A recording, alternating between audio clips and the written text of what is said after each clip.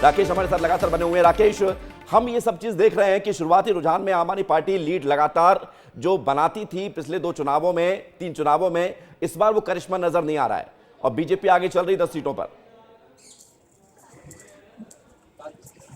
बिल्कुल विवेक, देखिए anti incumbency का वो जो फैक्टर है वो अभी से दिखाई देने लगा है। केजरीवाल सत्ता में थे, उन्होंने जो रणनीतियां बनाई थी, उन्होंने जो स्कीम लागू की थी, कहीं ना कहीं जनता को अब वो चीज परेशान करने लगी है।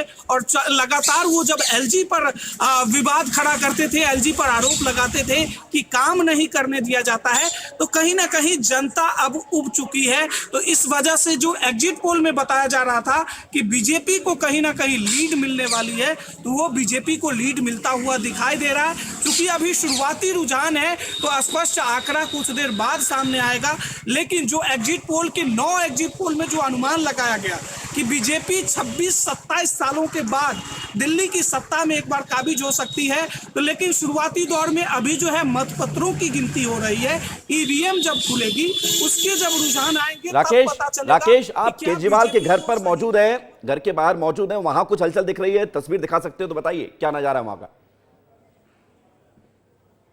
बिल्कुल बिल्कुल, देखिए विवेक, इस वक्त मैं केजरीवाल के आवास के बाहर ही हूं और यहाँ धीरे धीरे अब कार्यकर्ता पहुंचने लगे हैं। इससे पहले मैंने तस्वीर दिखाने की कोशिश की थी कि एक बच्चा जो नन्हे केजरीवाल के रूप में इस आवास पर पहुंचा था ताकि केजरीवाल से मिल सके, लेकिन अंदर अभी कोई कार्यकर्ता मौजूद नहीं है। मीडिया कर्मी जरूर यहाँ है और सुबह से लगातार कोशिश में है कि केजरीवाल जी का झलक मिल जाए। उनके बयानों के लिए अभी तक इंतजार जारी है, लेकिन ये देखिए कार्यकर्ता यहाँ आए और यहाँ जो है ऑल दो बेस्ट फूलों से लिख कर गए हैं ताकि केजरीवाल जब घर से निकले तो उन्हें ये दिखाई दे कि बिल्कुल यहाँ इस बार फिर से चौथी बार। लेकिन राकेश, ऑल द बेस्ट तो लिखा हुआ है, लेकिन ऑल इज नॉट वेल ये नजर आ रहा है दिल्ली के रुझानों में। ऑल इज नॉट वेल आम आदमी पार्टी के लिए। और ये तस्वीर आप देख लीजिए, नन्हे केजरीवाल आम आदमी पार्टी के संयोजक अरविंद केजरीवाल के जैसे नजर आ रहे हैं, उन्हीं के जैसे हेयर स्टाइल है और कपड़े पहने हुए हैं। तो ये खबर आपको लगातार बना रहे हैं कि 17 सीटों में से 13 सीटों पर आम आदमी पार्टी आगे हो गई है। अब देखिए रुझान हैं, पल पल बदल रहे हैं। कांग्रेस लेकिन एक सीट पर ही अटकी हुई है। बीजेपी 17 सीटों पर आगे है। तो 13 और 17 सीटें होती कुल 30 और 1 31, 70 में से 31 सीटों का रुझान आ चुका है। कांग्रेस का ग्राफ नहीं बढ़ रहा है, एक सीट पर ही टिकी हुई है, लेकिन 13 सीटों पर आम आदमी पार्टी और 17 पर बीजेपी। राकेश, जो शुरुआती रुझान है, जो गैप है, वो गैप इस बार अगले जो रुझान हम बता रहे हैं, अपडेट जो बता रहे हैं, इसमें थोड़ा सा आम आदमी पार्टी ने इस गैप को कम किया है और नजदीक पहुंची है बीजेपी के। 13 सीटों पर 17 पर बीजेपी है, 4 सीटों का डिफरेंस है। जी देखिए विवेक, ये अभी जो रुझान सामने आ रहे हैं ये ईवीएम के रुझान नहीं है, चूंकि ये मतपत्रों का रुझान है।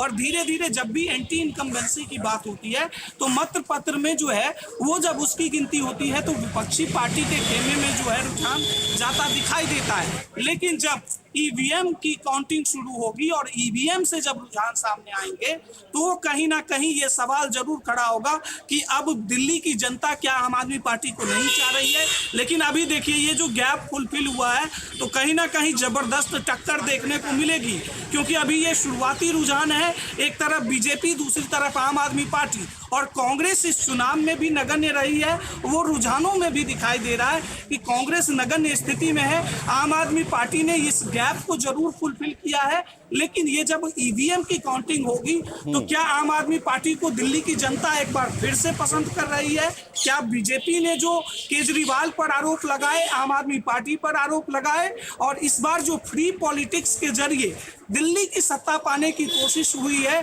क्या उसका असर जनता पर हुआ है?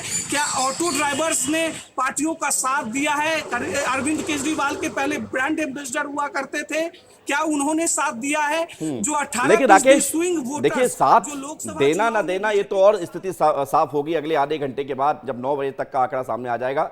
लेकिन ऑटो वालों के लिए सबसे पहले केजरीवाल ने ऐलान किया था, चाहे वो उनकी बेटी की शादी का खर्च हो, पढ़ाई का खर्च हो, इंश्योरेंस से जुड़ी हुई जानकारी हो, सबसे पहले केजरीवाल का अगर पिटारा खुला था तो ऑटो वालों के लिए खुला था। उम्मीदें वहां से बहुत ज्यादा है, जिसका जिक्र आप भी कर रहे हैं। और मनिंदर सिंह सिरसा, बीजेपी नेता, क्या कह रहे हैं, जरा सुन लीजिए।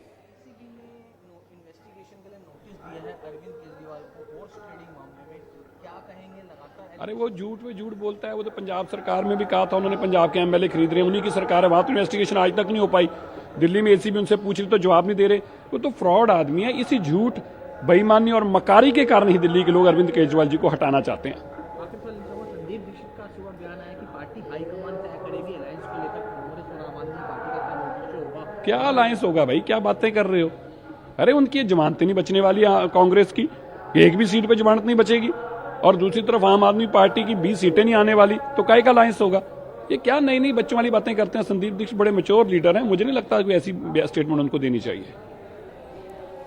मंजर सिंह सिरसा को आप सुन रहे थे, जो कह रहे थे कि अरविंद केजरीवाल झूठ बोलते हैं। दरअसल कल एक बहुत बड़ा घटनाक्रम दिल्ली में देखने को मिला है, जहां पर आम आदमी पार्टी ने यह दावा किया कि उनके विधायक को खरीदने की कोशिश की जा रही है। गुरुद्वारे में पहुंचे मनजिंदर सिंह सिरसा, जिन्होंने जीत का दावा किया है बीजेपी का, और कहा है कि कांग्रेस की तो जमानत ही जब्त होने जा रही है, ईवीएम खुलने जा रही है। हमारे साथ लगातार हमारे सहयोगी बने हुए राकेश, इस चुनाव में क्या बड़ी बात खास रही है? क्योंकि वादों में किसी पार्टी ने कोई कसर नहीं छोड़ी थी, लेकिन जनता अगर किसी एक पार्टी को सिलेक्ट कर रही है तो इसका मतलब है कि भरोसा, अगर कोई नया बना रहा है तो उस पर भरोसा है, और पुराना भरोसा अगर कायम रख रहा है तो उसके लिए भी अलग कहानी है।